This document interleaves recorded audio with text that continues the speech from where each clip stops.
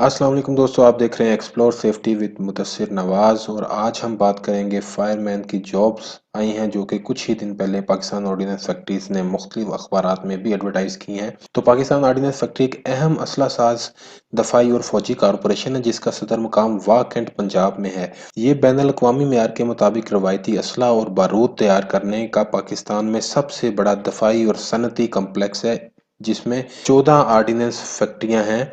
हुकूमत पाकिस्तान ने 1951 में बरतानवी रॉयल आर्डिनेंस फैक्ट्रीज के ताउन से इसको कायम किया और आज ये पाकिस्तान में एक मुनफरिद और बहुत ज़बरदस्त मुकाम की हामिल है। तो आप ये देख सकते हैं कि बहुत ही जदीद किस्म के इसमें असला वगैरह जो है वो बनाया जा रहा है।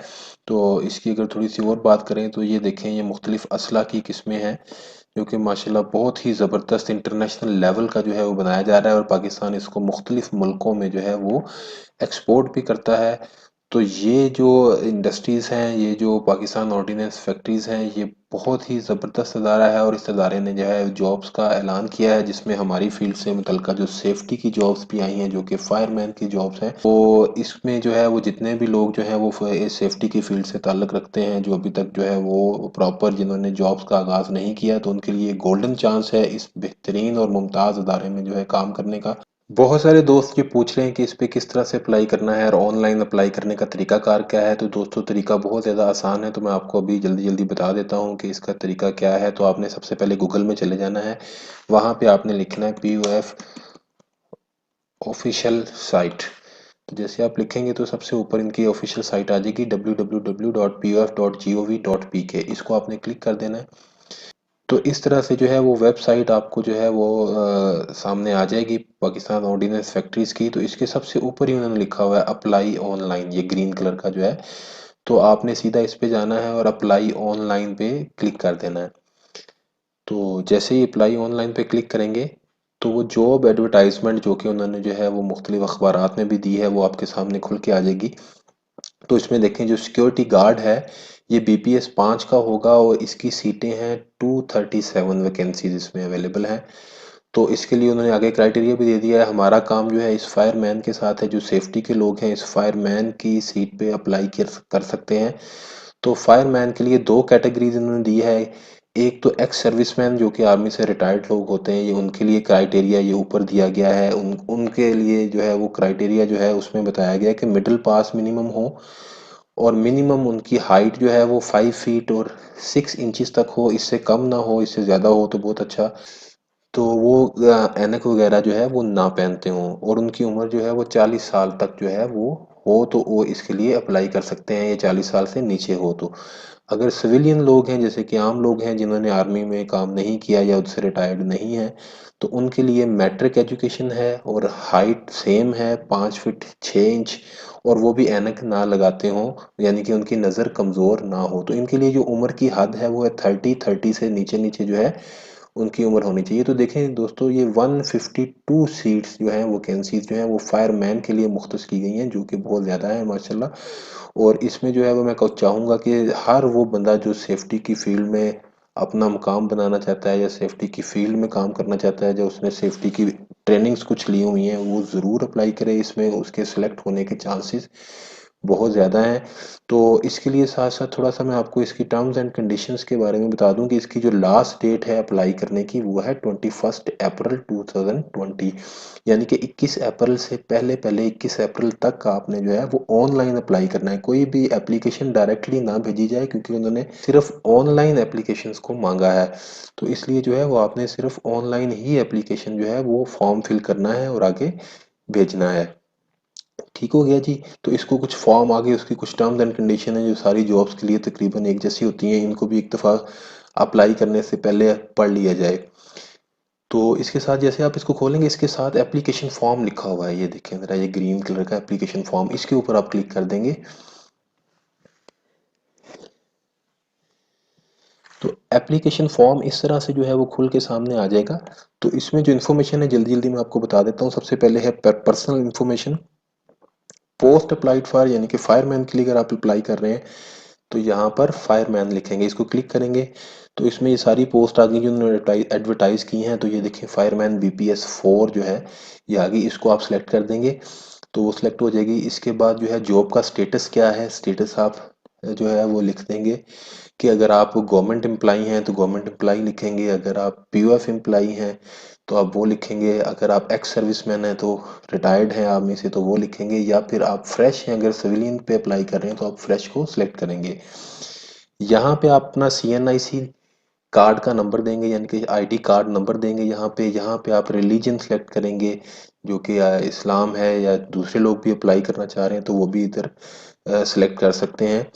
उसके बाद यहाँ पे अपना आप पूरा नाम लिखेंगे, जो भी आपका नाम है। इसके बाद अपने फादर का नाम यहाँ पे लिखेंगे।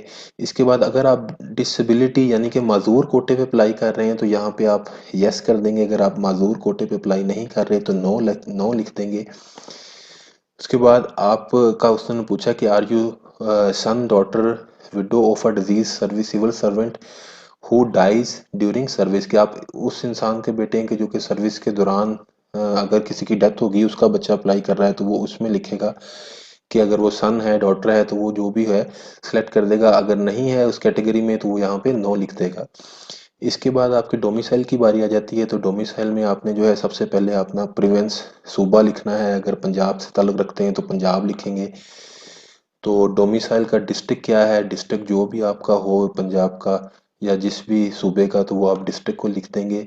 इसके बाद जेंडर है, मेल है या फीमेल है, तो वो सिलेक्ट कर लेंगे। डेट ऑफ बर्थ यहाँ पे लिखेंगे। तो डेट ऑफ बर्थ यहाँ से आपने सेलेक्ट करनी है। सबसे पहले आपने अपना ईयर सेलेक्ट करना है कि किस सन में आप पैदा हुए। जैसे कि अब 1997 से शुरू हो रहा है, तो इससे पहले अगर पैदा हुए हैं तो आप इधर से पीछे चले जाएंगे।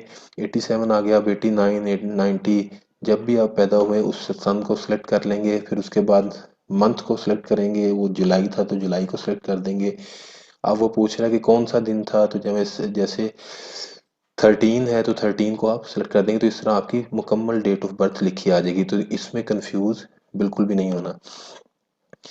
उसके बाद फिर जो है अब उसके आपको कद का हाइट के बारे में कह रहे हैं कि are you 5 feet 6 inch tall और मोर, 5 फीट 6 इंच से आप ज़्यादा हैं या 5 फीट 6 इंच हैं, इससे कम तो नहीं है, तो यहाँ पे आपने यस लिख देना है। तो यही इस पे अप्लाई वही कर सकता है जिसकी हाइट जो है वो 5 फीट 6 इंच से ज़्यादा हो, या कम से कम 5 फीट 6 इंच ज़रूर हो। अगर इससे कोई नीचे हाइट वाला है तो वो बिल्कुल अप्लाई ना करे, उसको बिल्कुल भी इंटरटेन यहाँ पे नहीं किया जाएगा, उसकी एप्लीकेशन को रिजेक्ट कर दिया जाएगा।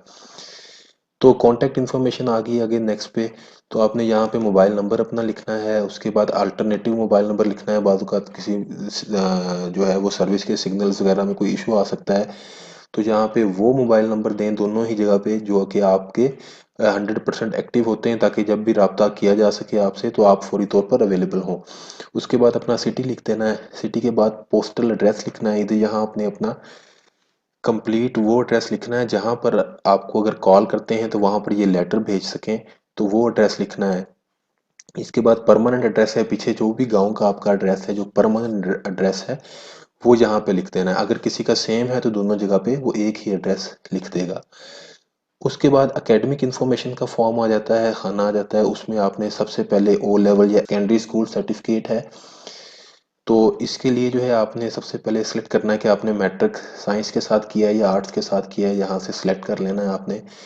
उसके बाद कितने नंबर आपके पास हासिल हुए तो वो लिख देने हैं। जैसे 650 है मिसाल के तौर पर, तो टोटल मार्क्स कितने थे, तो 850 है मिसाल के तौर पर। इस तरह से आपने जो है वो इसको फिल करना है। इसके बाद अगर किसी ने एफए भी किया हुआ है तो वो जो है वो एफए भी ऐड कर सकता है, या किसी ने डिप्लोमा वगैरह कोई किया हुआ है, diploma of associate engineering mechanical electrical या किसी भी फील्ड में किया हुआ है, तो वो उसमें लिख सकते हैं। अगर एफए आपने साइंस में किया है तो वो लिख सकते हैं, आर्ट्स में सादा एफए किया है वो लिख सकते हैं, कॉमर्स में किया है तो वो लिखते हैं। उसके बाद उसके भी नंबर जो भी नंबर हैं आपके मिसाल के तौर पर जो भी हैं, और टोटल मार्क्स हैं वो आपके सर्टिफिकेट पे लिखे होते हैं।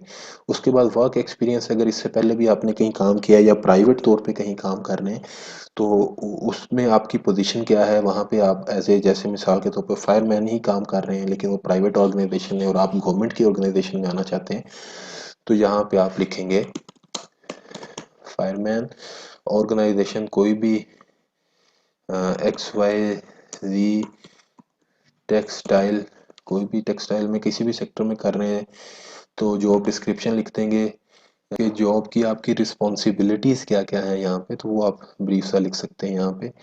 किस डे से आपने जॉब को स्टार्ट किया, यहाँ पे भी आपने जो है उसी तरह वो डेट सेलेक्ट करनी है। सबसे पहले ईयर सेलेक्ट करना है, जैसे मिसाल के तौर पे आपने 2016 से स्टार्ट लिया और 19 तक या अभी तक आप उधर काम कर रहे हैं तो 2016 सेलेक्ट करेंगे। उसके बाद 16 में जुलाई में सेलेक्ट किया, जनवरी में शुरू किया तो जनवरी लिख देंगे, और जनवरी की कौन सी तारीख है वो लिख देंगे। तो इस तरह से फ्रॉम आगे आप कहाँ तक किया तो वो आप लिख सकते हैं कि 2020 तक आप कर रहे हैं, ठीक है। तो अप्रैल आ गया, ये 11 आ गया, तो इस तरह से अभी तक यानी कि आप इस पोजीशन में काम कर रहे हैं। तो इस तरह एक से ज़्यादा अगर एक्सपीरियंसेस हैं तो वो भी आप लिख सकते हैं। इसके बाद जो है वो स्किल्स हैं, स्किल्स की कैटेगरी आ गई है। तो स्किल्स में जो है वो आप देख सकते हैं, लिख सकते हैं कि अगर आपके साथ कोई स्किल मैच कर रही है तो वो आपने यहाँ पे चेक करके, जैसे सेफ्टी है तो ये देखें ये सेफ्टी की आ गई, इसमें डिस्क्रिप्शन आगे लिख देना किस चीज़ के बारे में है। तो उसके बाद इसके अलावा भी कोई स्किल्स हैं, जैसे कि आप जो है वो मैकेनिकल का वर्क भी जानते हैं, इलेक्ट्रिकल का भी वर्क अगर मिसाल के तौर पे जानते हैं, या डीएई इलेक्ट्रिकल किया हुआ है तो वो आप लिख देंगे और उसके मुतलका डिस्क्रिप्शन लिख देंगे। उसके बाद लास्ट पे उसने कहा है कि आई हेयर बाई कंफर्म डैट, इसको आपने चेक करना है, यस करना है, ठीक है, कि आपने जो भी इंफॉर्मेशन ऊपर दी है वो करेक्ट है, बिल्कुल सही है, उसमें कोई गलती नहीं है। उसमें ये सारी टर्म्स एंड कंडीशन में अगर इसमें कोई गलती है तो फिर आपके खिलाफ जो है वो कोई भी कार्रवाई की जा सकती है। तो ये स्टेटमेंट्स को आपने यस करके क्लिक करके और सबमिट का बटन दबा देना है। तो इस तरह से आपकी एप्लीकेशन जो है वो ऑनलाइन वहाँ पर पहुँच जाएगी और आपने अप्लाई इस तरह से करना है। तो इसमें कोई भी मुश्किल नहीं है, कोई भी मसला नहीं है। तो सारे दोस्तों से गुजारिश है कि वो इस पे जो है वो लाजमी अप्लाई करें, जो कि जिनको अभी तक जॉब नहीं मिली। बहुत ही ज़बरदस्त ये जॉब्स हैं और इनकी बहुत अच्छी फैसिलिटीज़ हैं। तो इस वीडियो को ज़्यादा से ज़्यादा फॉरवर्ड करें ताकि ज़्यादा से ज़्यादा लोगों का भला हो जाए। और अगर आप इस फील्ड से ताल्लुक़ नहीं भी रखते तो उन लोगों को ये फॉरवर्ड करें जो कि इस फील्ड से ताल्लुक़ रखते हैं और अभी तक उनको उन्होंने अपनी जॉब स्टार्ट नहीं की।